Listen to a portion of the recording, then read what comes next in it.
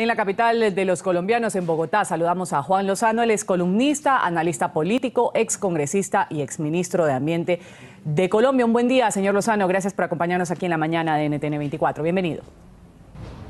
Ruth, buenos días. Un gusto estar con ustedes aquí en la mañana. ¿Cuán relevantes van a ser estas elecciones de alcaldes, de gobernadores del próximo domingo en Colombia?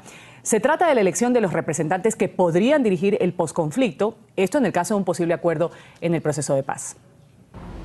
Son unas elecciones muy interesantes porque se libran justamente en medio de las negociaciones de paz y de todas las esperanzas e incertidumbres que se han generado. Es cierto que algunos, sobre todo más con ánimo político que con compromisos reales, están diciendo que van a ser los alcaldes del posconflicto, y lo digo porque algunos lo han convertido más en una bandera que en un propósito de articulación de programas, pero por supuesto que el proceso tiene una influencia significativa en la opinión pública, y la tiene también porque es la primera vez que el Centro Democrático, el partido que fundó el expresidente Álvaro Uribe, hoy senador, participa de la elección territorial, de la elección regional. Como se recordará, en las elecciones territoriales pasadas, las huestes del expresidente Uribe estaban en el partido de la U. En el partido de la U estaban tanto Juan Manuel Santos como Álvaro Uribe. Cuando se voltea la bancada parlamentaria y se va a donde el presidente Santos, el expresidente funda su partido y es la primera vez que participa en este certamen. Entonces será muy interesante poder observar lo que ocurra el próximo domingo. Señor Lozano, para el público internacional que nos sigue aquí en la mañana de NTN 24, usted habla de alcaldes, de gobernadores del posconflicto. Hay municipios que tienen la labor de reinsertar a los que, tras un eventual acuerdo de paz, dejen las armas. ¿Por qué? ¿Por qué un alcalde o un gobernador tiene un papel crucial o va a tener un papel crucial en este posconflicto? Las responsabilidades que son propias de las entidades territoriales en Colombia, los municipios, por ejemplo, tienen en su lugar de trabajo la atención de los reinsertados del conflicto. Tienen la responsabilidad de brindarles su residencia, habitarán en unos municipios.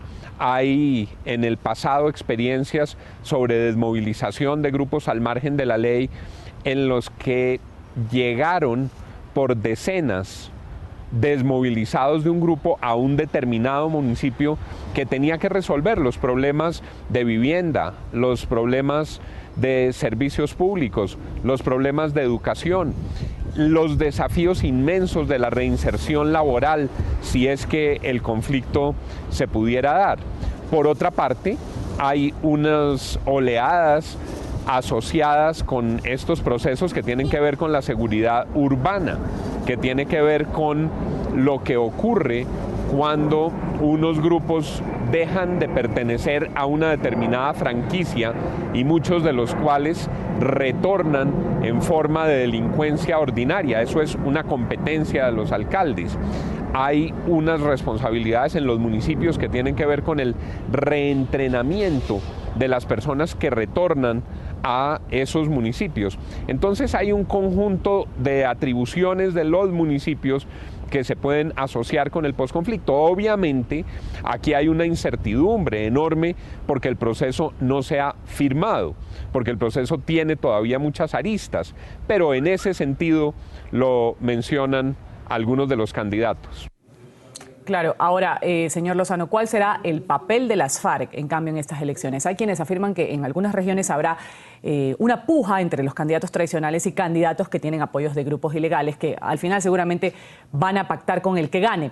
En lugares donde operan las FARC, el ELN, ¿habrá democracia?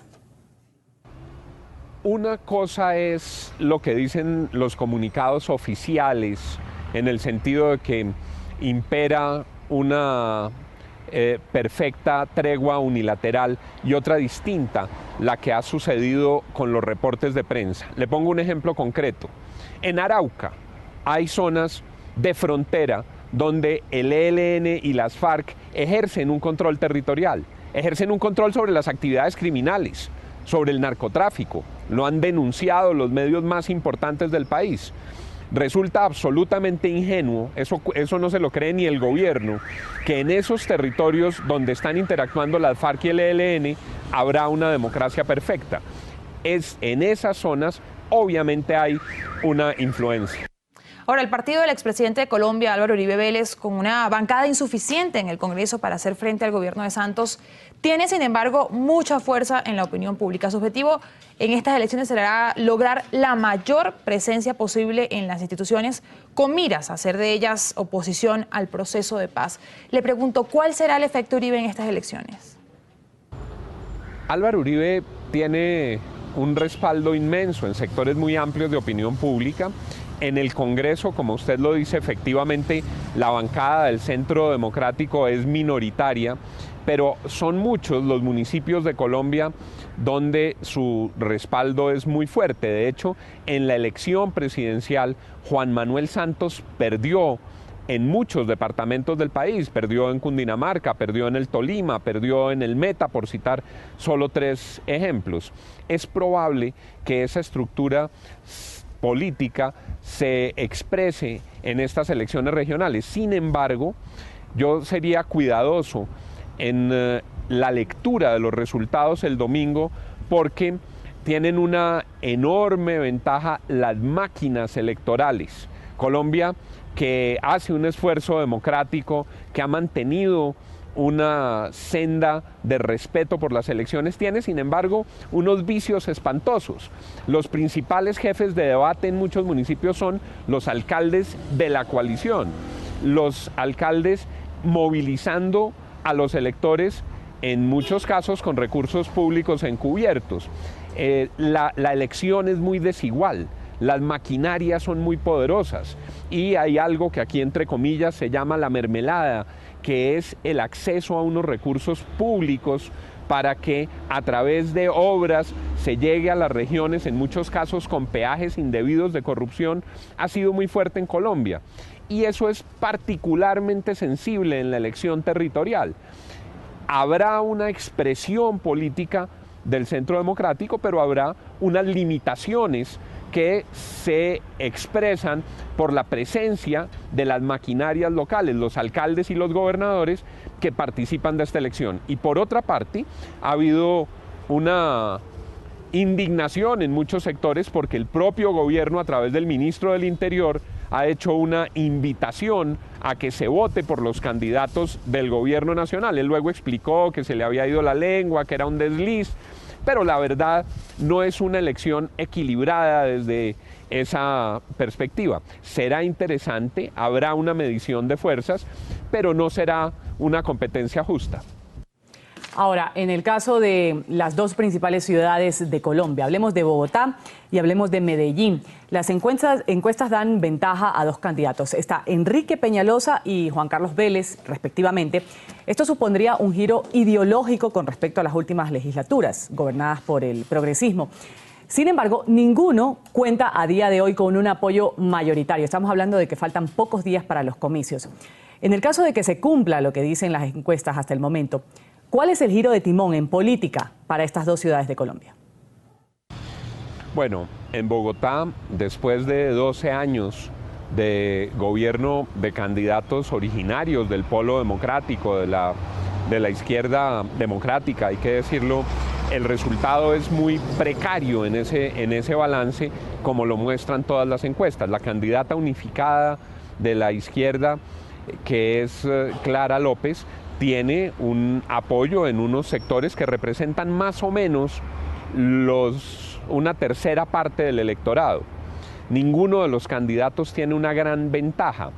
Las encuestas han generado inquietud porque son disímiles, pero lo que es evidente es que en Bogotá hoy hay una mayoría anti-continuidad de un gobierno de izquierda. Si uno suma lo que representan los otros candidatos, es claro que la ciudad de Bogotá está esperando que se produzca un giro en su conducción a partir del próximo domingo, y será un giro sustancial. Y si es Enrique Peñalosa, que fue un gran alcalde de la ciudad, que cumplió con una gran tarea en Bogotá, tiene un valor adicional por cuanto los dos últimos alcaldes de la izquierda derrotaron a Enrique Peñalosa en las jornadas electorales. Entonces ahí habrá un giro muy profundo. En el caso de Medellín, la actual alcaldía está en cabeza de una persona que no participó del uribismo, que se ha enfrentado políticamente al uribismo y hace parte de un trípode de fuerzas que actúan en Antioquia, unas fuerzas cercanas al gobierno donde están los liberales por un lado y por otro lado los amigos del gobernador Sergio Fajardo y por otro lado el Centro Democrático. El alcalde Aníbal Gaviria es de la coalición liberal y las encuestas indican que un hombre muy cercano a Álvaro Uribe, que es Juan Carlos Vélez, va adelante. Los otros sectores se dividieron en dos candidatos muy respetables, Federico Gutiérrez y Alonso Salazar, pero Juan Carlos Vélez fue uno de los escuderos leales de Juan Manuel Santos.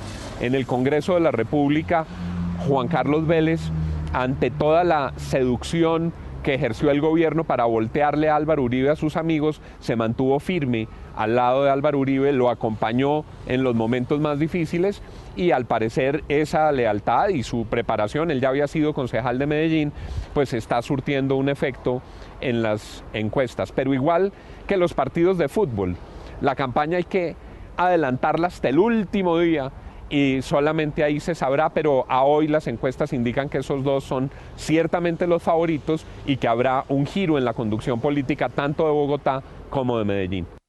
Ahora, ¿es posible que en el siguiente periodo de elecciones de gobernantes regionales en Colombia se vea de candidatos a miembros de la FARC? Esto en el caso de que se firme la paz y cuando todavía hay incertidumbre en el punto de la habilitación política de miembros de la FARC. Yo lo digo con todo respeto y consideración por el señor presidente, pero uno a él no sabe qué creerle en este caso porque dice una cosa y luego se contradice. Cuando estábamos tramitando el marco para la paz, yo personalmente le pregunté y él me contestó en público y está grabado y está en todos los registros noticiosos, me dijo, Timochenko no será senador. Eso me lo dijo Juan Manuel Santos a mí y está grabado y luego lo repitió en unos eventos. Luego el gobierno al parecer ha cambiado de opinión. Hay incertidumbre frente al proceso de habilitación política de quienes están condenados por crímenes de lesa humanidad.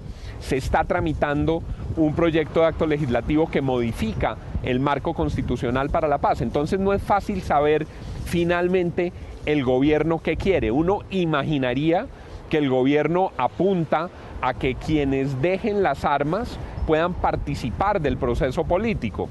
La pregunta es, ¿quiénes? ¿Los condenados por crímenes de lesa humanidad? ¿Los cabecillas de las FARC? ¿Los comandantes de frente? ¿Unos simpatizantes de las FARC no combatientes? Eso es lo que no se sabe. Si el proceso se firma, es explicable que personas cercanas a las FARC puedan participar del proceso democrático. Lo que sería inexplicable en Colombia y en el mundo es que fueran los responsables de crímenes de lesa humanidad.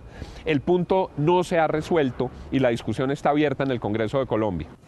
Así las cosas en Colombia, los gobernadores, alcaldes, diputados, concejales y ediles serán elegidos por un periodo del 2016 al 2019. Se van a posesionar el 1 de enero del próximo año. Vamos a agradecer. Juan Lozano ha estado con nosotros, columnista, analista político, excongresista y exministro de Ambiente de Colombia. Un buen día para usted. A ustedes, Ruth, muchas gracias por la invitación y que tengan todos un feliz día.